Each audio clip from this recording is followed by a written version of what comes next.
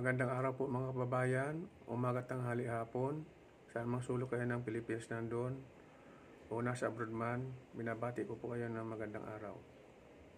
Mag-ingat po tayo sa init, ulan, bigla-bigla, umiinit, umuulan, nagpapagbabago ang klima. Sakit po ang dating niya sa atin, so magdala po tayo ng mga panangga.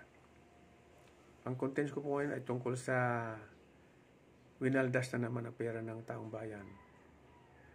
Kaya nga, kung naghahanap ang mga pulis ng destabilizer,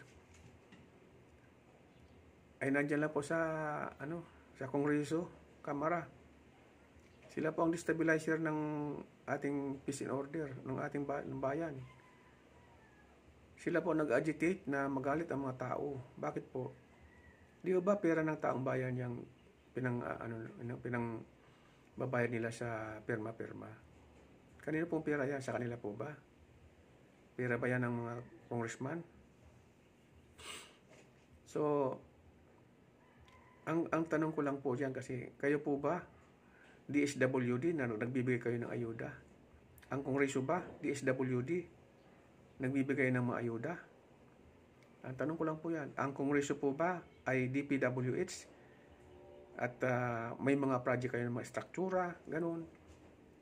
Simple lang po yan eh. Kung iisipin ng mga magsasakang kagaya ko, kayo po ay nangungurakot. Di po ba? O magkano ang sa inyo dyan? Magkano ang komisyon nyo dyan sa struktura? Paggawa kayo ng school building, palalagay nyo yung pangalan nyo, hindi ba kayo nahihiya niyan? Hindi ba kayo nahihiya mga congressman? Ilalagay nyo yung pangalan nyo, pira tanang taong bayan yan. Pwede nyo sabihin doon, no, itong building na ito ay paggawa ng taong bayan, pera ng taong bayan. Pwede ng ganon. Yan ang resibo. Tapos nilagay nyo doon kung ano ang petsa. Kasi malalaman ng tao yan kung, siyempre, di ba? Hindi naman lahat bobo eh. Ito sa panahon ito ni Congressman so-and-so, ganyan. Di ba? Tumulong po kayo sa ekonomiya ng bansa, hindi yung travel kayo, tsaka laki-laki ng extra expenses ninyo. Saan na pupunta? At yan, gumastos kayo ng pera sa perma, 100, 200, 300, hanggang 3,000, hanggang 5,000. Di po ba? Pera ng taong bayan yan. Hindi kayo nang hinayang sa pera. Kasi, hindi naman sa inyo pera eh. Totoo yan. Kaya, siyempre, pagka gumastos kayo ng mga 100 milyon, sasabihin nyo, 1 billion na yan. Ganun kayo. Kasi, ang budget nyo ay ganun eh. Halimbawa, 2 billion ang budget nyo. Sasabihin nyo lang eh, 49 million lang ang aming ginastos dyan.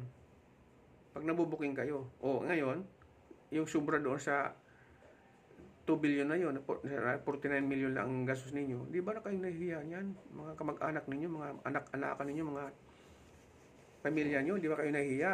May pamilya kayo. Tapos, kurap kayo. Naghahanap ng destabilizer ang mga pulis, ang pamunuan. Nandyan po sa kongreso. Kayo po nagde-destabilize. Bakit? Nagagalit po sa inyong taong bayan dahil ginagastos ninyo ang pera ng taong bayan sa walang kapararakan. Di ba? Sa pansarili nyo lang political advantage, political ambitions. Di po ba? Para lang masabi kayong actually, nasusuklam na sa inyo ang mga tao. Nasusuklam sa inyo dahil hindi naman kayo nagbibigay ng mga resibo sa ginagastos ninyo eh. Basta certify lang ninyo. Yan ba ang dignified? Yan ba yung may integrity? Honorable? Magnanakaw? Ipapakulong nyo ako dahil kayo, pag pinakulong nyo ako, talagang totoong magnanakaw kayo. Bakit? Hindi nyo nga may paliwanag yung tira noon sa 2 billion eh. 2.66 billion eh. Ang sabi nyo, 40 million lang ang gastos ninyo. Nasaan yung tira? Binalik nyo ba sa kaban ng bayan? Nasaan ang resibo? Kaya nga, nasasaktan kayo na kayo ang Kamara, ang most rotten institution ng ating gobyerno. Kayo nga po, mag-isip kayo, mga abogado naman kayo. Yung iba dyan, abogado. Yung iba dyan, mga matatalino, mga tapos ng may mga master degrees pa yung mga yan eh. O, naghanap kayo ng mga kriminal, nandiyan sa inyong kriminal. Kidnappers. May mga kaso. Di ba, nagsumumpa kayo sa Constitution, ipagtatanggol nyo ang ating saligang batas bago kayo magpumupo dyan sa Kongreso. Di ba, sumumpa kayo na ipagtatanggol ninyo ang taong bayan, ang inyong mga distrito. Niluloko nyo binubudol nyo sa pamagitan ng pagbibigay ng ayuda. Hindi naman kayo DSWD. Pati nyo dual function kayo. Kaya triple function pa kayo Ay iba na po ngayon ang taong bayan, mga congressman. May maliit ka lang na cellphone at mayroong touchscreen makikita na yung mga kalukuhan ninyo, mga pagnanakaw ninyo sa pundo ng bayan. Totoo po yan. Ipapakulong nyo ako dahil sinabi kong ganun. Totoo naman po Mag-ano ka nga, di ba? Resolution number 10. Legalize corruption po yan. Wala man lang isa sa inyo ang tumindig na yan ay tanggalin. No? Dapat meron sa inyo, kahit na sino sa inyo dyan, na may konsensya. Tanggalin yung resolution na yan, number 10, kasi yan ang legalized corruption. Alam nyo, kung mayroong tatayo dyan, na patanggal yung resolution na yan, ay, mananalo yan sa eleksyon. Kasi, biro mo, sa tagal-tagal nyo na kaming ninanakawan ng pera, ngayon lang matitigil dahil tinanggal nyo ang resolution number 10. Kailangan magpa-audit kayo na may resibo. Hindi ang niluloko nyo ang taong bayan, mga budol-budol kayo. Tapos gusto nyo, pagsamahin nyo ang Senate at saka Congress na magbubuto. Bakit? Kasi madami kayo Outnumbered ang Senate ilan lang ba ang boto ninyo sa distrito nyo? 250, 300,000. Di ba? Yung mga senador nationwide diyan. Ang pinakamababa diyan ay 10 million, 11 million. Sa inyo 300,000, nagmamalaki niyo yan. Ilan kayo? 317 yata kayo sa Kongreso Lalabanan yung 24 Kaya dapat bicameral ang Congress natin, hindi yung kasi ang gusto nyo, kayo lang masunod. Siguro dapat tanggalan kayo ng pondo. Ang dapat humawak niyan DBM, dapat humawak, hindi kayo. At saka yung nagbibigay ng mababago lang po ang ating ekonomiya kung maging matino po ang ating mga politiko. Yung hindi magnanakaw ba? Yung walang bahid pagnanakaw. Yung walang bahid korupsyon. Ito naman mga pulis, naghanap ng mga kriminal. Nandiyan sa Kongreso ang kriminal Di ba? Kidnappers. Saka yung mga corrupt officials. Ano ba kayo? Hindi yan kaya ng hindi kaya ng isang patrolman yan. Hindi kaya ng isang sarento. O kaya tenyente o isang koronel. Hindi po kaya yung ganyang kasuhan kayo ng kinakasuhan nyo, mga piyait-piyait lang naman mga vloggers.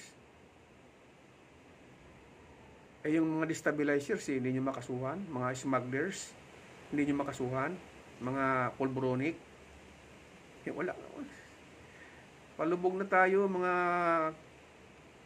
hindi naman namin kayo kababayan, mga congressman kayo, hindi naman namin kababayan. Dahil wala kayong malasakit sa bayan. Huwag nyo kami tatawagin kababayan ninyo pagka eleksyon. Mahal namin kayo, mga kababayan. Ito, iboto nyo ako dahil ako ay nagmamalasakit sa inyo. Pag kayo ay naluklok na, puro pangungurakot na alam ninyo. Pangungurakot.